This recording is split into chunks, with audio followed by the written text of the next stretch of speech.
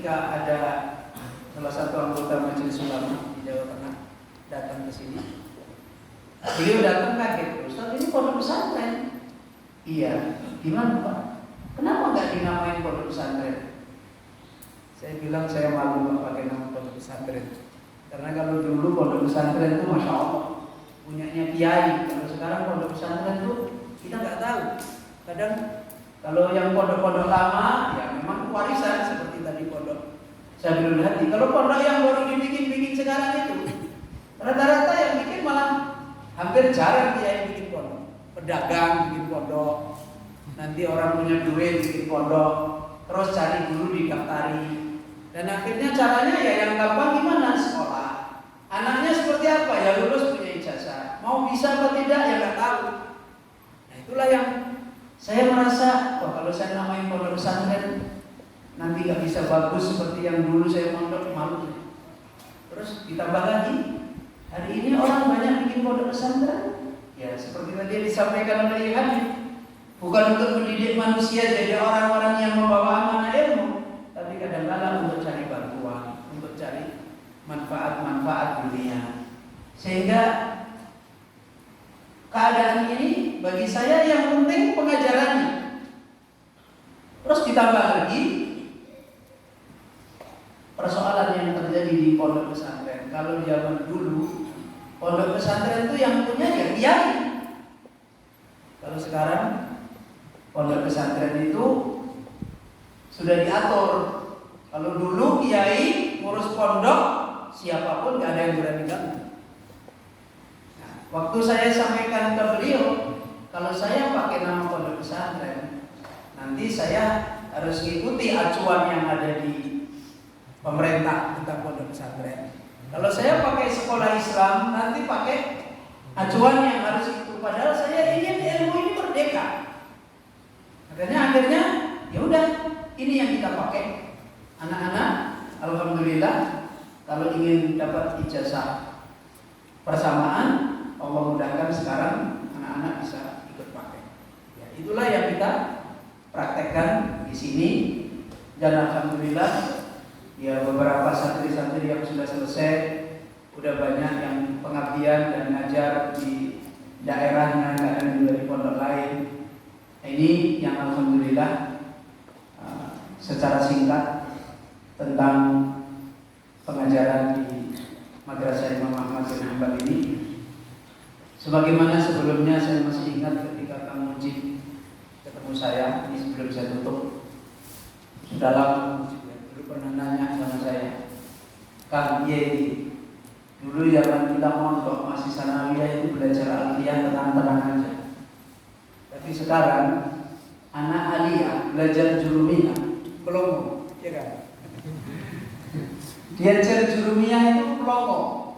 Pelongo itu tahu pelongo? Bengong. Ya.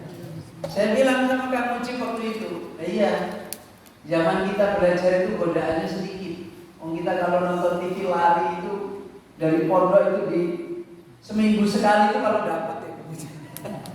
Itu TV-nya di kepala desa pakai aki, nanti ya ditonton dari jauh, banyak yang nonton, lama-lama kecil, isinya dunia dalam berita sama pesan sponsor. Jadi godaan kita ini dulu kecil. Hari ini anak-anak godaannya besar. Dikekang bermasalah, dibiarkan bermasalah. Jadi akhirnya ya kita bukan berarti membiarkan, tapi bukan berarti kemudian kita mengambil pendidikan yang salah. Makanya di sini di beberapa pondok ya itu HP dilarang. Tapi dilarang anaknya juga punya HP 3, 2, padahal dilarang. Nah di sini HP dibolehin. Biar kompensasinya dapat, tapi diarahkan. Setiap pekan sekali baru dibagikan HP, suruh telepon orang tua, suruh bicara, nanti dikontrol HP-nya dikumpulin. Jadi tidak dikekang sekali dan tidak dibiarkan sekali. Dan lama-lama anak-anak juga akhirnya tumbuh. Oh ya, setelah merasakan lezatnya ilmu, HP-nya nggak dipakai. Nah, itu yang kita bangun.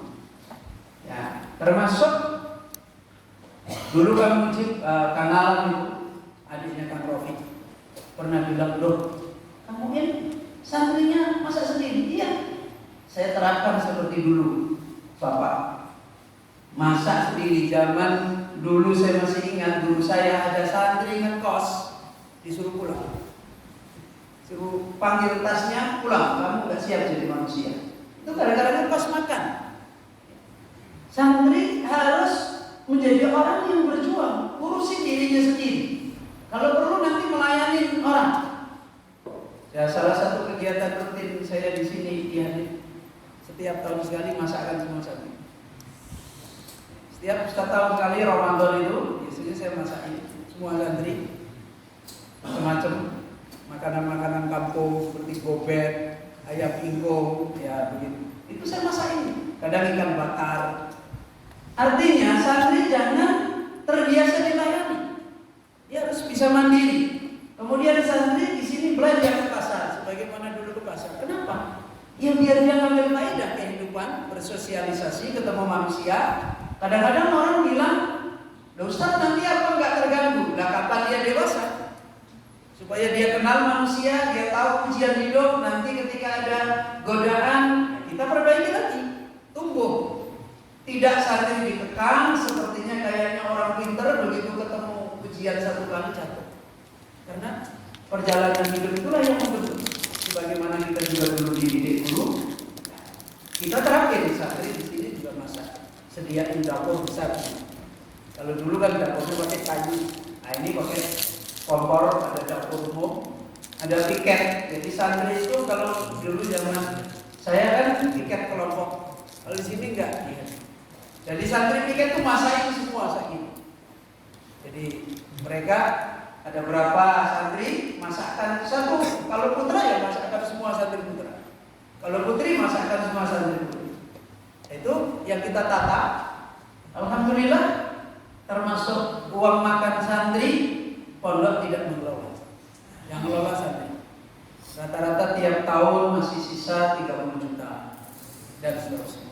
Nah, itu kita terapkan juga, santri masak sendiri, harus dewasa karena itu kehidupan. Nantinya tidak menjadi orang yang dilayani, diurusi dan sebagainya. Nah, termasuk untuk membentuk kehidupan karena gejolak hari ini yang tadi disampaikan di hadis itu. Kalau sudah hasibah, ya, itu nanti jadi orang terkenal, biasanya terfitnah dengan dunia. Dan biasanya hari ini kalau orang ceramah yang dipikir kadang-kadang ya dunia. Makanya santri kita didik kerja. Setelah selesai beberapa mau selesai kita beri keterampilan. Kita tidak menjadikan mereka ini menjadi orang yang ahli di teknologi, enggak. Paling tidak membentuk pikirannya. Oh, namanya hidup harus kerja. Tidak hanya ngandalin. Kalau kemudian nanti Allah berikan wasilah ngajar, ada mukafah ya itu minallah. Tapi kita tidak mikirin santri itu hidup dari sekedar urusan kehidupan agamanya. Makanya kita besarkan, kita didik supaya mereka punya keterampilan, dan itu setelah mau selesai beberapa tahun. Nah, ini secara umum, dan saya kira karena waktu terbatas kita cukupkan penjelasan ini.